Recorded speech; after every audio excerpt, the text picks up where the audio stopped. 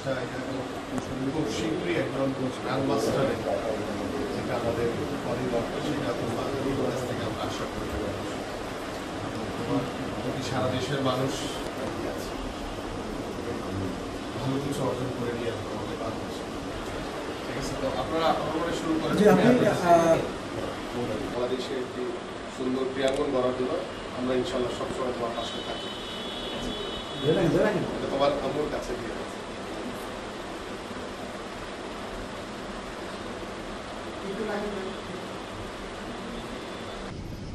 আর world কাপের ব্যাপারটা বলবো যে অবশ্যই আমার আশা আছে, আমি আমার বেস্টটা দেওয়ার চেষ্টা করব এবং অবশ্যই বিএনপিকে ধন্যবাদ তারেক রহমান স্যারকে এই সময় আমাকে হেল্প করার জন্য।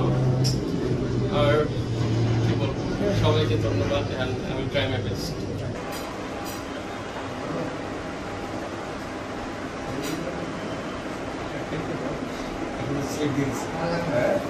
অন্যদিকে যাচ্ছে, খুশি আমি অন্যদিকে ঘোরা বের করেন। হ্যাঁ, ঘোরা বের করবো, দেখি কোন দিকে যান। ঠিক আছে, ঘুরে ঘুরে নিয়ে আসতেছে।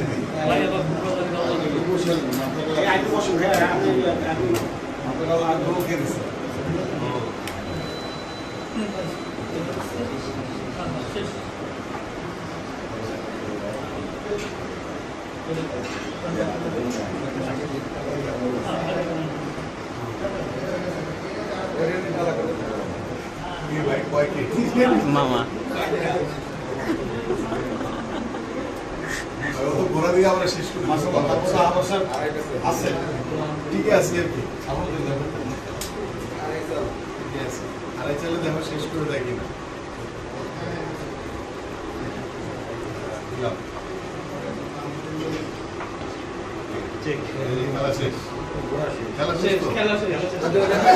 এবং আমরা আশা করি যে মরণ যে বিশ্বকাপ দাবা প্রতিযোগিতায় যে অংশগ্রহণ করবে এবং ওর সাফল্যের মাধ্যমে আমরা ওর যে বয়স আমি যা দেখছি এবং আমরা আশা করি যে আমরা আরেকজন গ্র্যান্ড মাস্টারকে খুব শীঘ্রই পেতে যাচ্ছি এবং আল্লাহ যদি কবুল করে ইনশাআল্লাহ মরণের যে সামনের যে অদূর ভবিষ্যৎ রয়েছে দাবার মাধ্যমে বিশ্ব মঞ্চে একজন নিয়াজ মোর্শেদের মতো একজন বিখ্যাত দাবারু হিসেবে মনন তার প্রতিভাকে তুলে ধরবে এবং আমরা সব সময় আমাদের মাননীয় ভারপ্রাপ্ত চেয়ারম্যান জনাব তারেক রহমান এই প্রতিভাবান খেলোয়াড়দের পাশে থেকে তিনি সব সময় আগামীর যে ভবিষ্যৎ ক্রীড়াঙ্গনের যে স্বপ্ন দেখছেন সেটির একটি কিন্তু বার্তা তিনি দিয়ে যাচ্ছেন প্রতি মুহূর্তে।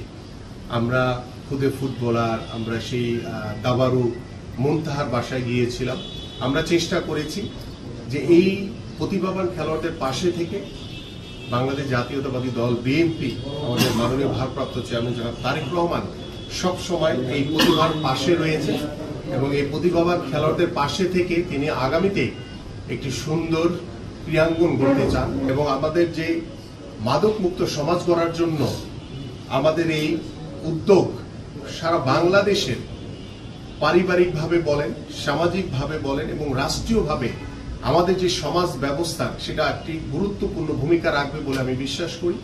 আমরা এই টুর্নামেন্টগুলো করার মূল উদ্দেশ্য হচ্ছে যে একটি রাজনৈতিক দল এই প্রথম খেলাধুলাকে সর্বোচ্চ গুরুত্ব দিয়ে আমরা বাংলাদেশের সামাজিক ব্যবস্থাপনায় আমরা পারিবারিকভাবে, আমরা রাষ্ট্রীয়ভাবে আমরা প্রত্যেকটি সমাজের পরিবর্তনের লক্ষ্য নিয়ে কিন্তু আমরা কাজ করে যাচ্ছি এবং আমরা একটি রাজনৈতিক দল হিসেবে মরণ সহ আমরা সেই খুদে ফুটবলার সোহান, আমাদের সেই মার্টিনেজের মতো গোলকিপার হয়ে স্বপ্ন দেখা সেই মোজাম্মেলের বাড়িতে আমরা গিয়েছিলাম।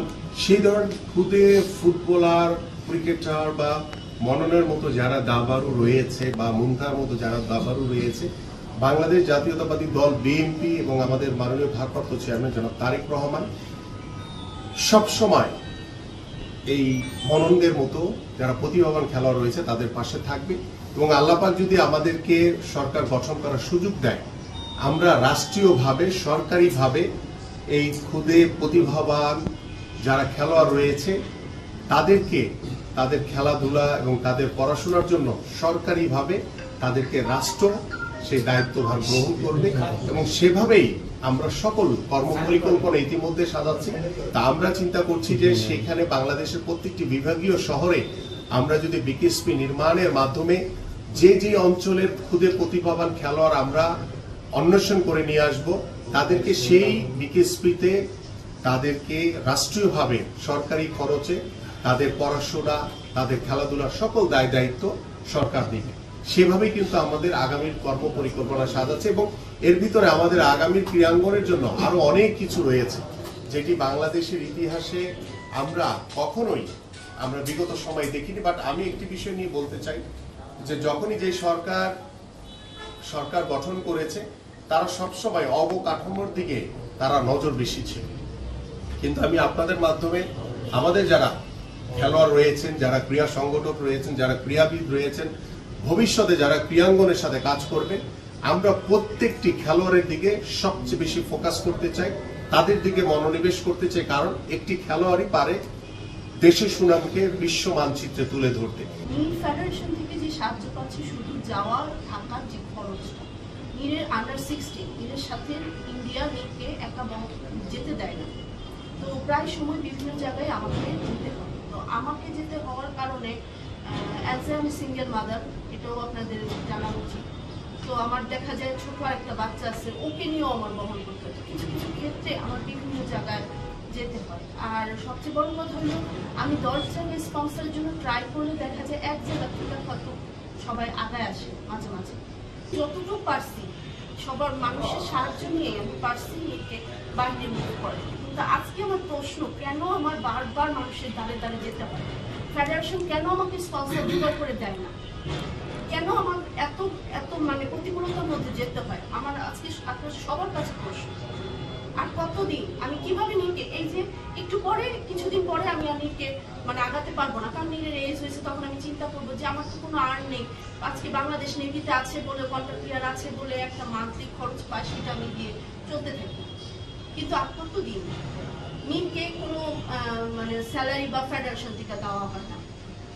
হ্যাঁ, আমার বিভিন্ন জায়গা থেকে ম্যানেজ করতে হয়। কতদিন আমারও তো বয়স হয়েছে, আমার তো আর পারি না গিয়ে মানুষের কাছ থেকে চাইতে। তো এই পুরো দায়িত্বটা আমি সমাজের কাছে বলবো যে আজকে নীরদের মতো নীর যদি 6 মাসে শুধু নীরের ম্যাট্রিক পরীক্ষার পরে দেখেন 2টা বছর আপনারা একটু নীরের পাশে থাকেন, 2 বছরের মধ্যে বাংলাদেশ জিএম পাবে। আমি আল্লাহ যদি চাই, ঠিক আছে, আমি এইটুকু কথা দিতে পারি, কারণ নীরের যে প্রতিভা নীর দেখায় এই পর্যন্ত বাংলাদেশে কেউ দেখাতে পারে। আমি একটু আশ্বস্ত করতে চাই যে ইনশাল্লাহ নীর ম্যাট্রিক পাস করুক এবং ম্যাট্রিক পাসের পরে আপনার নীরকে নিয়ে যে স্বপ্ন, যে জিএম যাতে ও দ্রুত পেতে পারে, এই বিষয়ে আমাদের মাননীয় ভারপ্রাপ্ত চেয়ারম্যান জনাব তারেক রহমান সবসময় আপনার পাশে থাকবে। এটা আমি সকলের সামনে আজকে বলে গেলাম। ইনশাল্লাহ সবসময় আপনি আমাকে সবসময় নীরের কোনো স্পন্সর প্রয়োজন হবে না, ফেডারেশন থেকে যেটা করবে। আর নীরের পাশে আমি এবং আমার দল এবং আমাদের মাননীয় ভারপ্রাপ্ত চেয়ারম্যান জনাব তারেক রহমান সবসময় থাকবে ইনশাআল্লাহ। এটুকু আমি আশ্বস্ত করে গেলাম আপনাদের সবাইকে।